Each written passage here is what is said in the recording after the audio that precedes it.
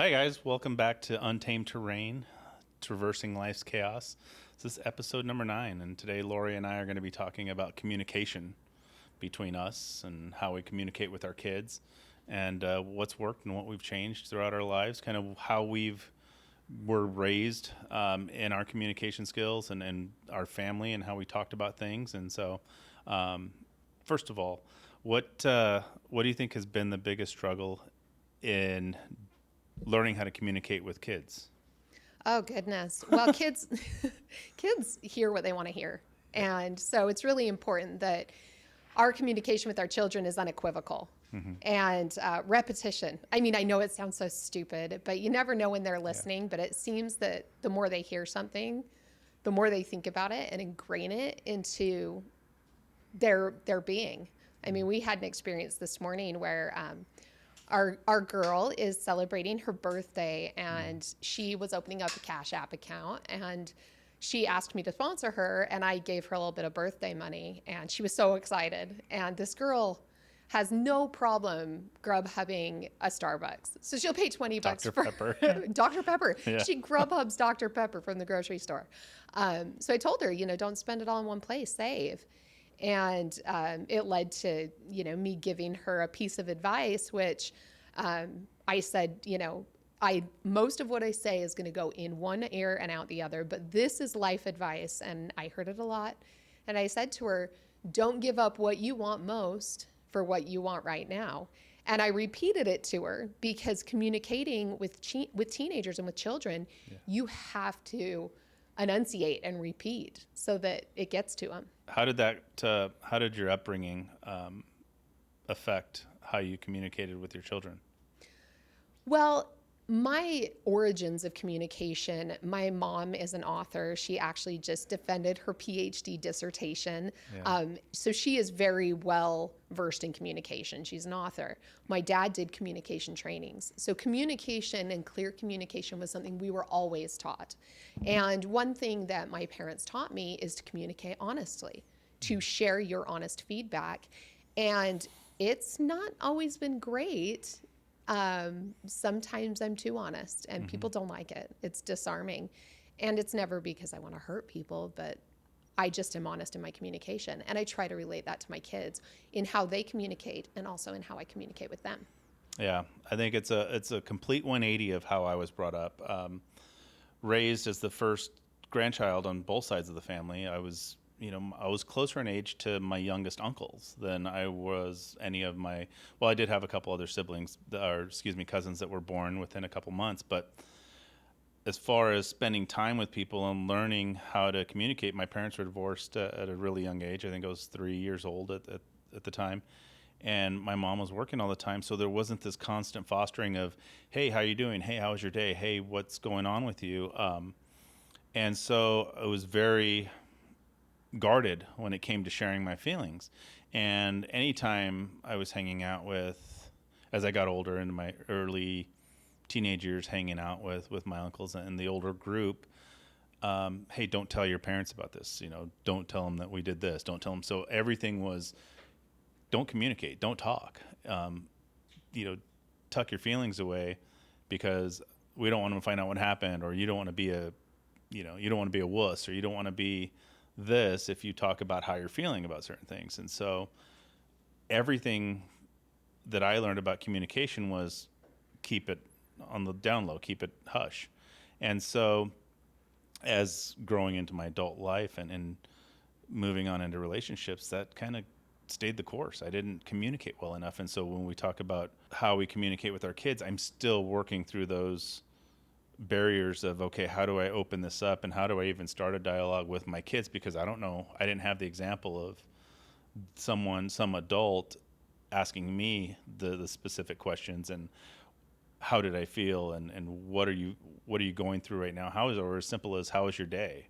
That question was there, but it wasn't expanded upon when the answer came. It was like, okay, cool. Let's go outside and do some yard work. You've mentioned several times that your boy's mom has been their sounding board. If they have issues, they turn to her, and how much you regret that you didn't foster enough communication with them so that they would come to you as well. Maybe not more than they go to her because coming from a mom, we tend to be the emotional harbor for our children. Yeah.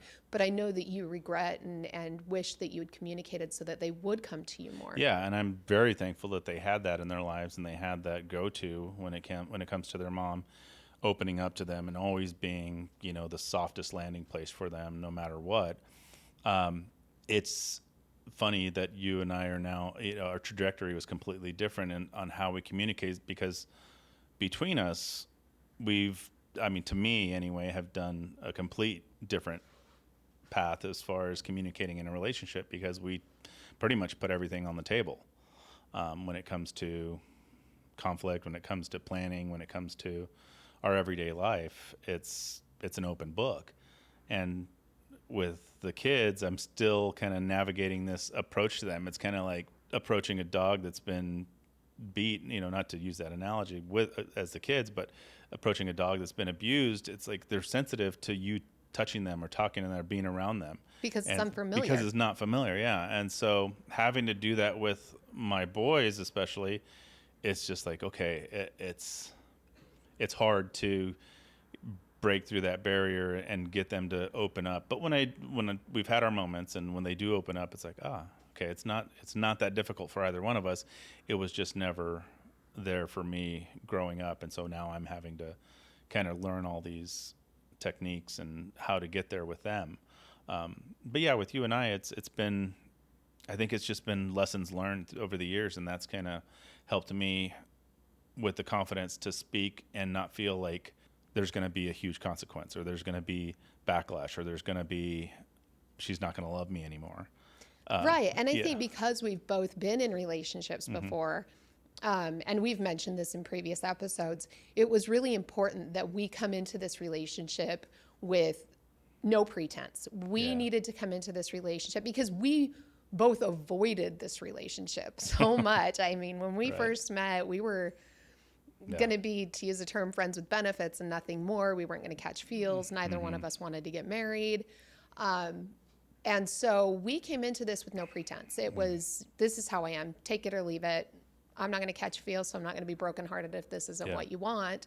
And I know that early in our relationship, we had a situation, I'm not going to go into detail, we had a situation where we had to have a really uncomfortable conversation. And I wanted to share this, not the details of the story, but our approach to it, because I have shared this situation with my children in how they navigate their own relationships. And that is the importance of being honest and having hard conversations and how we approached it. I remember when this happened, we were doing a long distance relationship, and we weren't serious. I mean, we were boyfriend, girlfriend, but still had not really had plans to make it a long-term thing. But I called you on the phone and I said, we have to have an uncomfortable conversation, and I don't really know how to approach it with you. It's going to be a test for us to get through this. And I explained the scenario. And, I can't speak to your side of things, but it was really nice to know that going into this conversation, that I had acknowledged it's not going to be comfortable. I had acknowledged this is going to be probably the biggest thing we have to deal with, at least so far in our relationship. And this is how we need to handle it, or this is how I hope we handle it, but leaving it up to us in communication. Yeah, it wasn't a direct attack or blame or, completely putting the weight onto one person. It was more of how you explained it. And I've kind of liked taking your lead on how you're approaching having these conversations, because I was just thinking, you approach my kids, the 5 boys, a lot differently than I approach even them or your 2 that live with us. You're very to the fact, but also with a nurturing tendency, telling them how much you're proud of them and this and that, and saying that I see what you're doing and I see how you're navigating this and what a great job you're doing at it.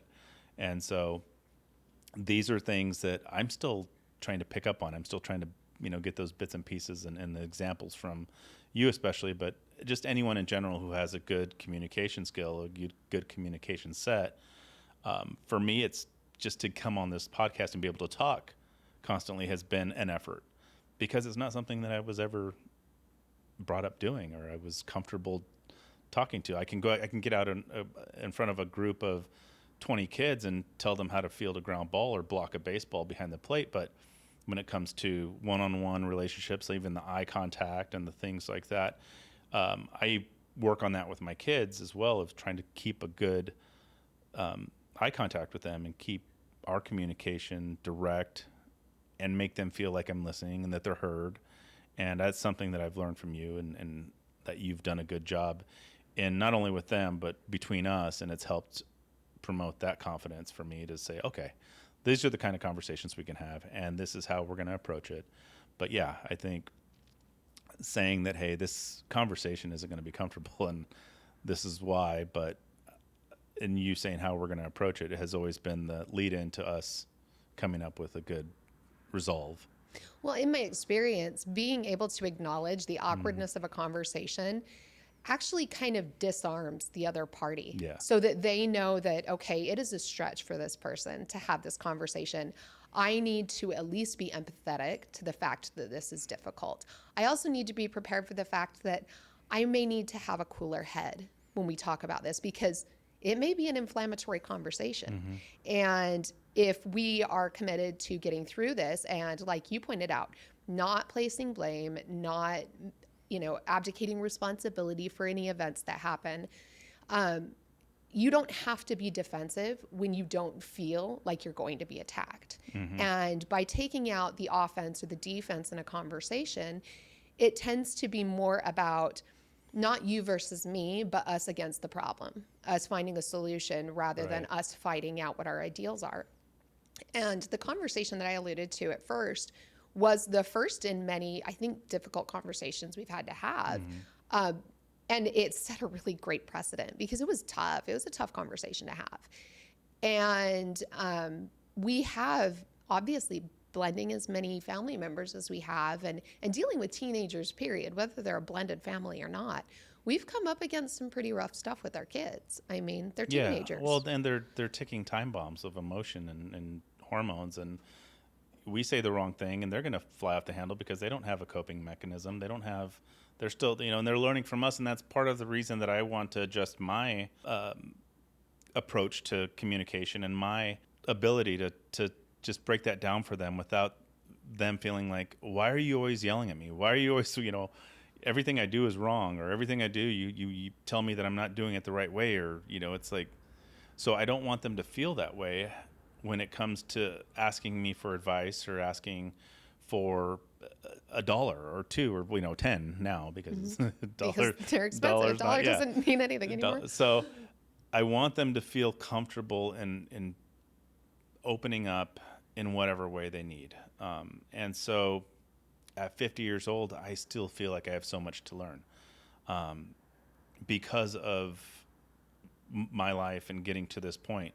And then not to play the woe is me, because I'll never play the woe is me card, but I just didn't have the tools from those raising me and those who I took my examples from to say, hey, okay, well, let's have this conversation, but not immediately say, why did you do this? Why, and putting the blame on that person before the conversation even gets started, because at that point it's over. It's like nothing is going to get accomplished and nothing is going to get resolved when it comes to whatever it is you were trying to get across in the first place.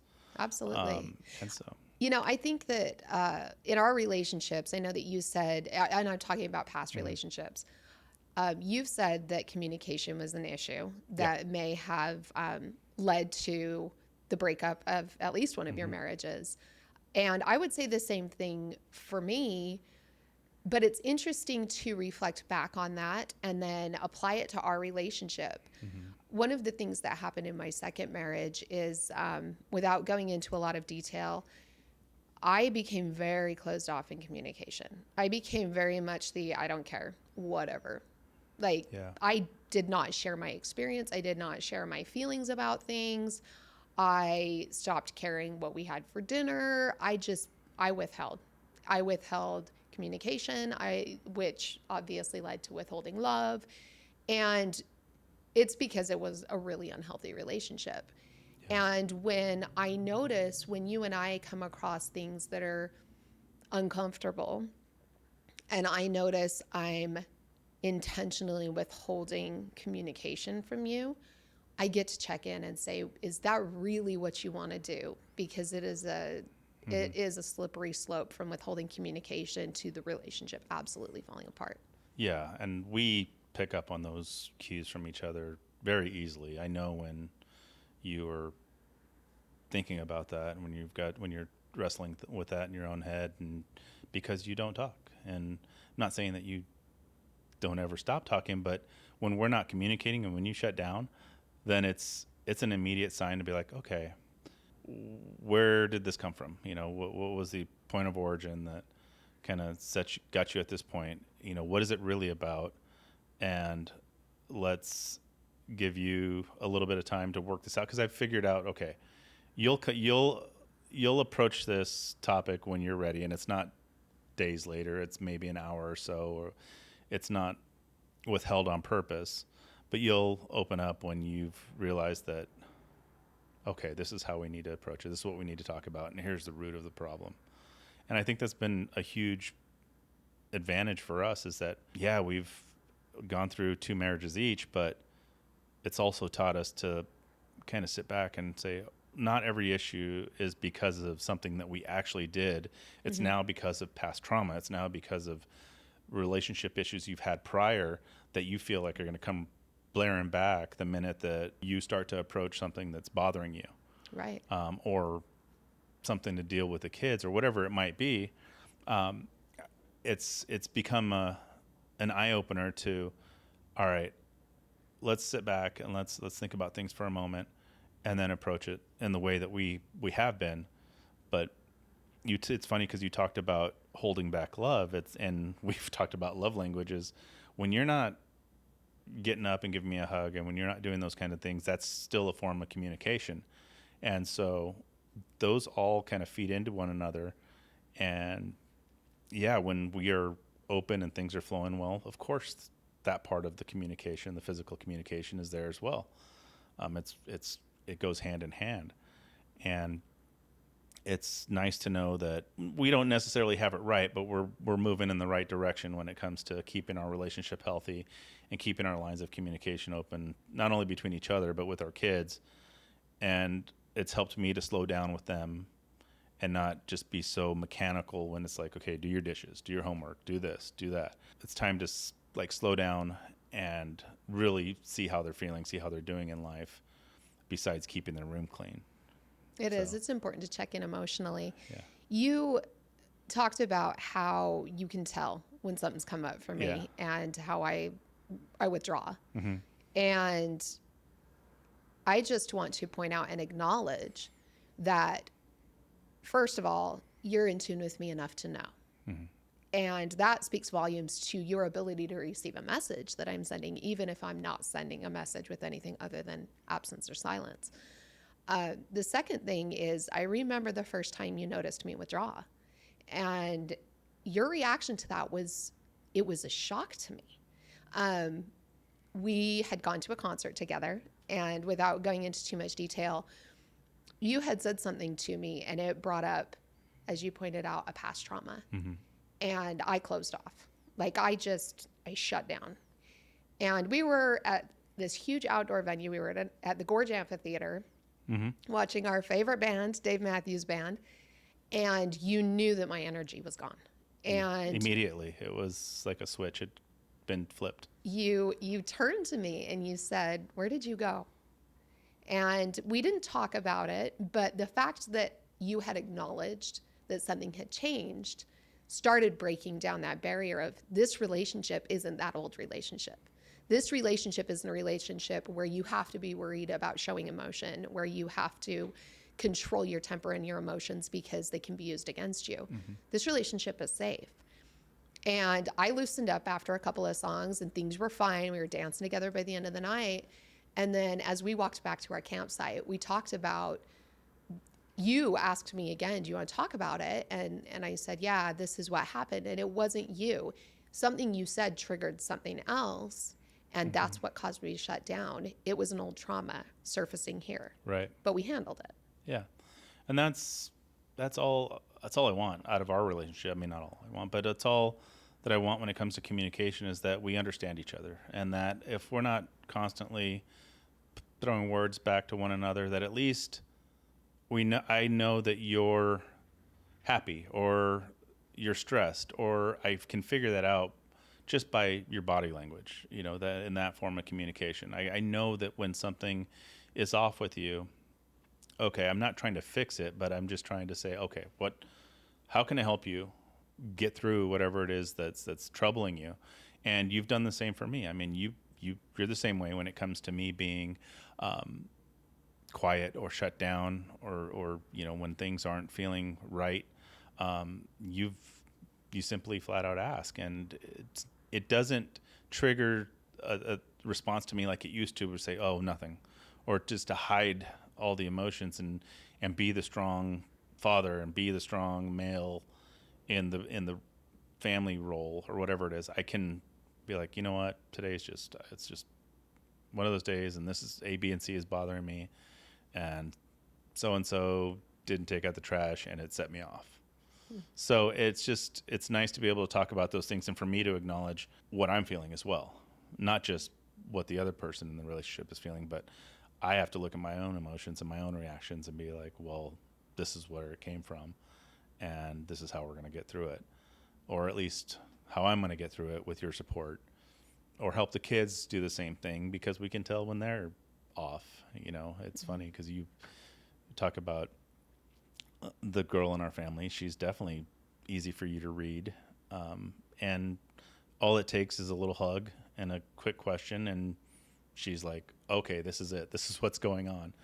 And so it's a goal to be able to get to that point with all of our kids and have them just let the doors down and let us into their lives. Yeah. So. It's also not all about verbal communication. Mm-hmm. There are so many times we communicate without even talking. Case in point, the other day you were making dinner for the family, and we just got chickens, and one of them scratched my finger, and I was worried about it getting infected. So I kind of just went to, I'm hurt. I can't help. So you took over dinner, and it was like a catastrophe after catastrophe, and I could tell you were getting frustrated. I could tell you were a little more snippy, and trying to get dinner on the table. I think we had almost all of the kids with us, and I just gave you a hug. Yeah. And we didn't have to share. I could tell by your energy that you were getting frustrated. Mm-hmm. I could tell because I had watched all these catastrophes happen. Spilling the rest of the lemon juice. The lemon juice went everywhere. The fries went everywhere. I mean, it was ridiculous, funny, but frustrating, right? Oh, yeah. And you didn't need to tell me what was going on, and you didn't need to communicate it to me either. Mm-hmm.